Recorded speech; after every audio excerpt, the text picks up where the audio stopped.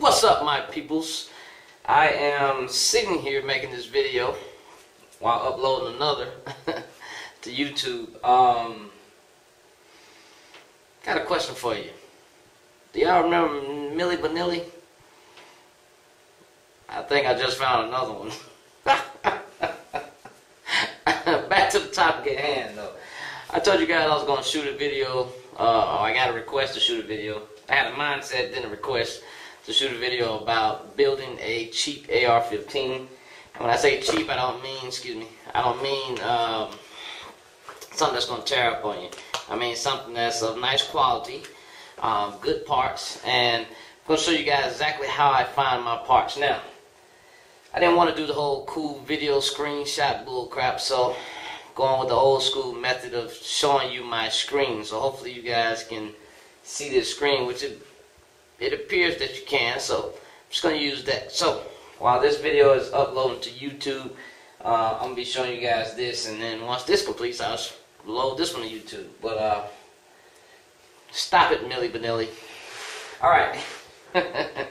Hey, look, first thing first, let's talk about the little, well, let's go to the main parts. Alright, the main parts is really important. First of all, you got to find a very good lower receiver. Alright, obviously you know you're going to have to ship that in to your FFL dealer, or you can do it this way and buy it from a private seller. Now, if you guys are out of state of Georgia, you know, I know some of your state laws are kind of messy, but if you buy something privately, always make sure to get paperwork. What does that mean? Make that person sign something saying that the item is not stolen and that they are selling it to you freely and voluntarily, and you are not responsible for anything that may have come as a result of the past use of this receiver. Alright, it's very important. Let's go to something I call arms list. ARMSLIST.com. Okay, armslist.com sells stuff is a place where you go, seller and buyer can combine each other or mix each other, whatever. It's absolutely free, and you can sell or buy items from there, and all you have to do is meet up with your prospective buyer and seller. Now, this is just like Craigslist. The ads are free, and you can list whatever you want on here. I'm going to show you this ad right here, because this guy's who I actually bought one of my lower receivers from. I paid $249 for it. It did not come with a stock or a buffer tube. So, still a very good price for these times. $249. Alright. As you can see, he has reduced the price because the one I bought did not have a stock on it. But now you'll see full stock here with buffer tube and stock on it. Alright. Everything comes with this lower receiver. This is a polymer lower, but I've also seen other lowers which are quite fairly priced. See if I can find one really quick for you. Let me go backwards one. As you can see here, I don't know if you guys can see this, but the Bravo Company lower receiver is $600. Kind of pricey. Alright, but go to the CMT Tactical AR billet lower receiver. They're selling this one for $220. And again, these are people who are sellers of this stuff. Now, as you can see here, this receiver comes with nothing. Okay, it's a blank receiver. So I mean, you will have to buy a parts kit or piece out your parts. For newcomers, I always suggest you buy a fully ready to go lower receiver, because either you can learn the tricks of the trade and find out what works best for you, or you can kind of just start off simple. Alright, it's your choice. I'm not going to walk through buying every single part, because to me, it's not necessary for a brand new user unless you know exactly what you want. Now, if you want to spend $200 or $300 on a special trigger, that's your choice. Alright? But you got to understand what your purpose of it is. This is not a purpose video. This is just talking about how to find the parts. Okay? How to build it. Alright, next thing we're going to do is we got to find us an upper. My source, which have things in stock right now, as you can see right here, it says in stock. Alright? That means that they're ready to ship. Okay? These uppers range anywhere from $400 something all the way up to like $600, $700. Alright? These are complete uppers. What does that mean? Most of these uppers come with a hand guard or hand grip, whatever you want to call it, charging handles, and a bolt and a bolt carrier group. Everything all in one for these low prices. Now, like I say, well, they're probably not all that good. Could be, or maybe not. All right, who knows? Again, you're in the United States. What are you really going to be using this gun for? If you're just going out to play gun games and do a couple classes, you don't need something that's going to, you know, work in sand and all this other bull crap. You need something that can function for you in your environment. Now, if you're in Alaska, it's going to be a totally different situation than being in Miami, Florida, because the heat versus the cold is going to make different changes to your gun. All right, but we're just talking about a stock, okay, out the door gun. Okay, so I'll just tell you one of them that I'm looking at. Okay, the two that I'm looking at are these two on the bottom. They both come with quad rails and a vortex flash hider and a front flip down sight. Okay, let's go up here and look at the pricing. These two at the bottom, they're $570 fully intact. So I got me a lower receiver intact, $249. Okay, and then I got me a upper receiver intact, $570. I have a gun that's ready to shoot minus the rear sights. We're going to talk about rear sights here in a second.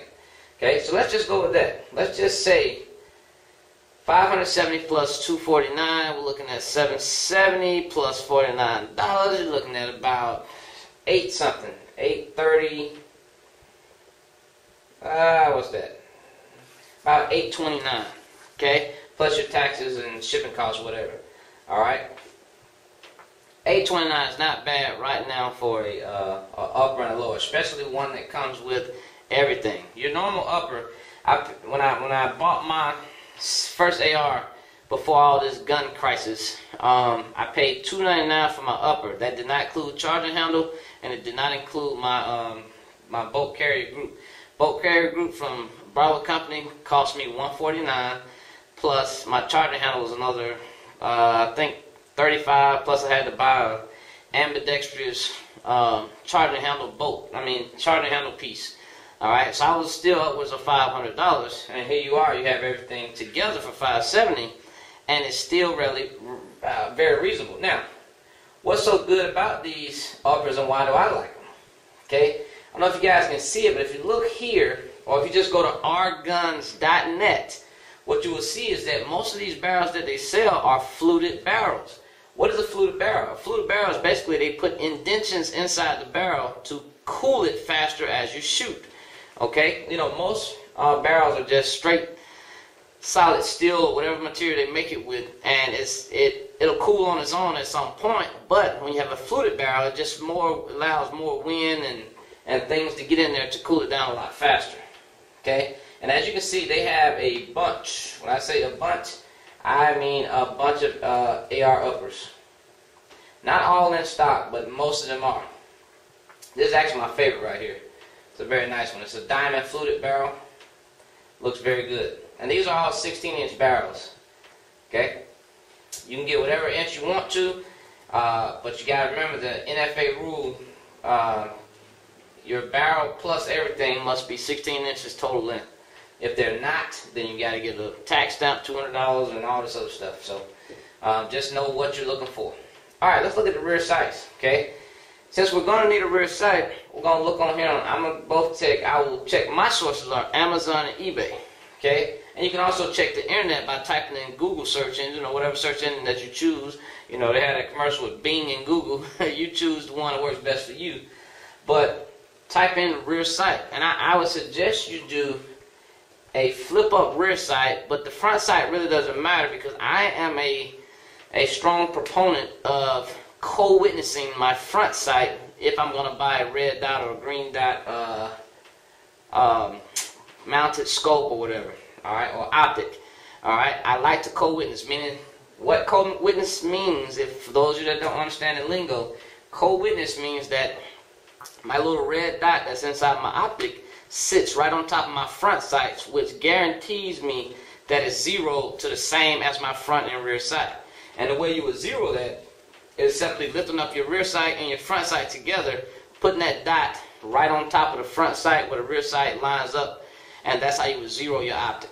Okay, instead of you zeroing two different things, you're going to zero them together and flip up the front sight and use it as a co-witness, meaning that you know for a fact you are on target every single time.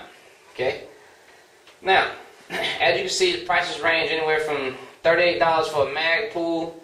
You can use the UTG, $23, and they say it's a match grade. Match grade means there's normally pretty good steel or something like that involved. You got AIM Sports, $22. You got NC Star, $21. All right, so you can see that the price in here is not going to be a whole lot of money. All right, and most of these are aluminum flip-up sights. Okay, which means they're going to stand the test of time depending on what you got going on. Now, that's stock, ready to go straight out the door. Let's talk about some things that I would add to my AR. And I'm just going to keep it real with you. I don't add a lot of junk to my AR because you don't need it. It's going to become very heavy and very useless. All right, unless you are over there fighting in different countries at nighttime, you don't need all the extra stuff that most people put on the ARs. Okay, if you're going to be fighting nighttime, I would suggest infrared capabilities. Infrared lasers, things of that nature, because you're going to need those. Let's say if you're trying to call in an airstrike or something, all right, and you need to illuminate your target, then I don't want him to see my laser. I want my planes and jets to see my laser. All right, so you have different options there. But let's talk about things that we're going to need. First thing first, and I think is most important, is a ambidextrous bolt release. Is what you pretty much call them. Obviously, some people use the brand name Magpul Bad Lever. Okay, but again, your choice. Okay, but you see what pops up. Okay, right here is, I'll see a lot of people selling these on both eBay and Amazon. Right here on Amazon, $29. On eBay, $29.99, all the way up to $31. You know, some even more money. All right, do you need that? In my suggestion, yes, very good option, because when you are trying to run your bolt without actually hitting the bolt release with your support hand, it comes in very handy. All right, also, if you guys watch my other video, you can see how I change magazines and use my thumb to drop the bolt onto the bullet. It does wonders for you. Next thing on the list of importance, if you think you need it, is your ambidextrous magazine release. Okay, ambidextrous magazine release is for my left-handed shooters. This is something that you have to practice. Remember, when I went to class for the first time after I installed that item, I never even used that item until I told my brain to use that item. So unless you practice a lot with it, there's really no use for it. But it is good to have it just in case your right hand was to go down and you had to utilize your left hand. And let's say you were already shooting the gun, okay, it will come in very handy. Let's look at the next thing. And you can, I think probably type in Magpul ASAP adapter. Okay. It'll pull up. Now, I want to see some others, but we'll just go with the Magpul. Okay, and it's #1 bestseller as far as gun swivels are concerned. All right,